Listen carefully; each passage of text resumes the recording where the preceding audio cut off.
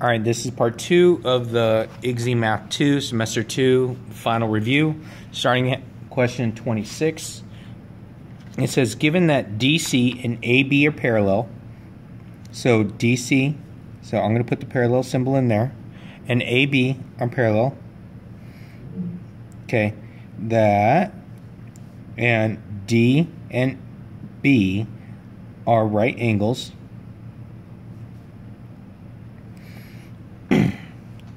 so, right here, which postulate could be used to prove that triangle ADC, so ADC is going to be congruent to triangle CBA, CBA. So now, a couple things that I know automatically. I know that they share this line, so I'm going to state that this line is congruent to itself. So, if that's going to be congruent to itself, and then if these are parallel, that means that this angle right here is going to be congruent to this angle because these are alternate interior angles when I'm dealing with parallel lines. So I have, let's see, I have an angle here and I have angle down here. So now the next thing I'm going to do is, given that information, I have right here, I have that this right here, since these lines are parallel, or I'm sorry, this line right here is parallel to this line, that since this is 90 degrees right here, that means that the distance from here is going to be the same distance as here to here. Because parallel lines, by definition of parallel lines, they are equidistant apart. So it's going to be the same distance all the way across. And since this is a right angle in between these right here, that means that this one is going to be congruent to this one. Because by definition of parallel lines, this piece is going to be the same distance as this one here because they're parallel. So given what I have here, so now in the triangle, so I have a right triangle, so that's going to be one of my angles.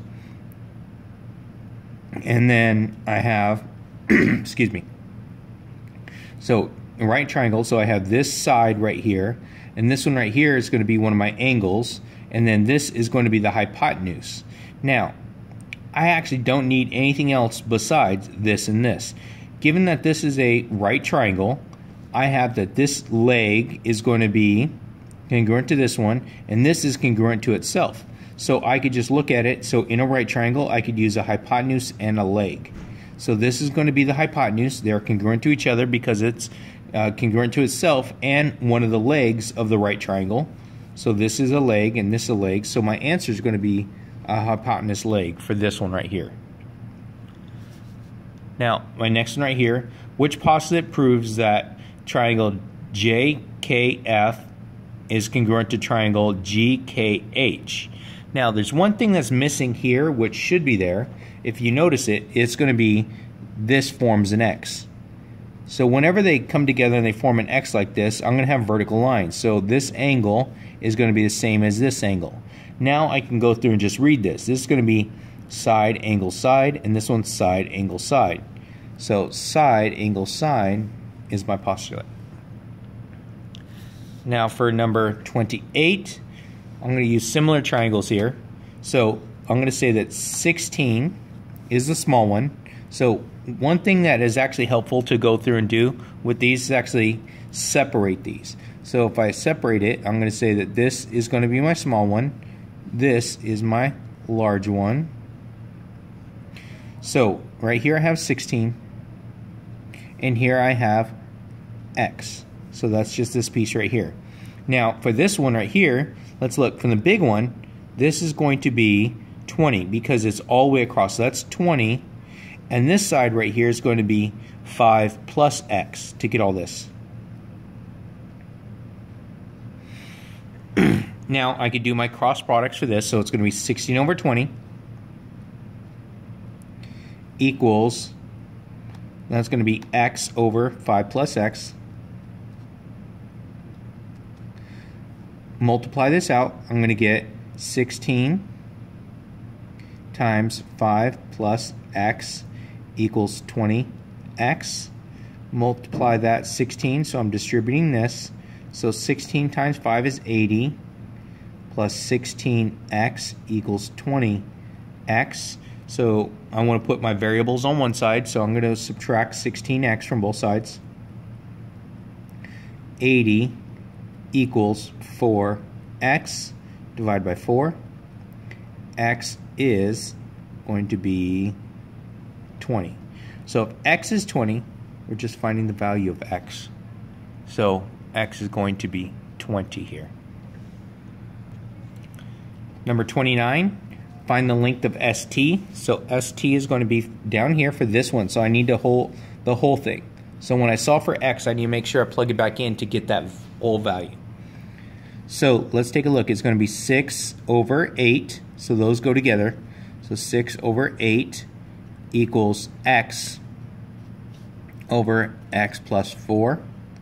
Do my cross products. 6 quantity x plus 4 equals 8x. Distribute 6x plus 24 equals 8x. Subtract 6x. 24 is equal to 2x. Divide by 2. X is 12. So if x is 12, go back and make sure you're reading the question.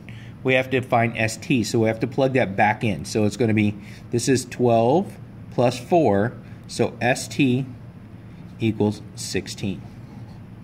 So, and it's going to be cm, because there is units on this one. Now for number 30, this one right here, find the volume. So now, first thing, before we find the volume, we have to find the scale factor. So scale factor, I take two linear measurements, and I'm going to put those together. So 6 over 10, that reduces to 3 over 5. That is my scale factor. Now, but since we're dealing with volume, okay, I'm dealing with volume here, because that's what I'm trying to solve for. I'm dealing with the volume. I know that the volume is always going to be to the third power. Okay, it's always cubed. So it's going to be 3 over 5 to the third power. So what I'm doing here is going to be 3 to the third power is going to be 27, and 5 to the third is 125.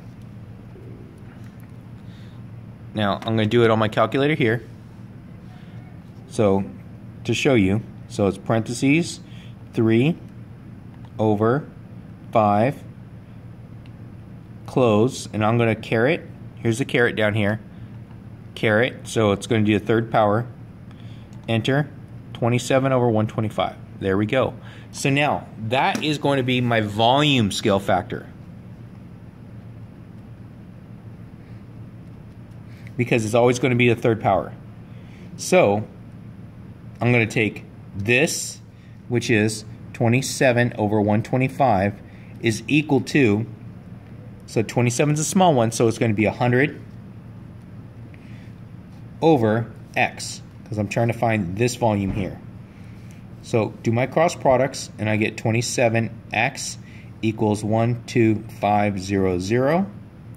And to get x, divide by 27. So I have 12500 divided by 27. Hit enter, and just throws as a fraction. Let's to turn it into a decimal. Menu to 1. Okay, so volume, so x is going to be about, let's see, 462 point, let's see, that's 996. If I'm rounding that, the 6 is going to make that 9 become a 10, so it's about 463.0, and it's volume, so my volume is going to be cm cubed.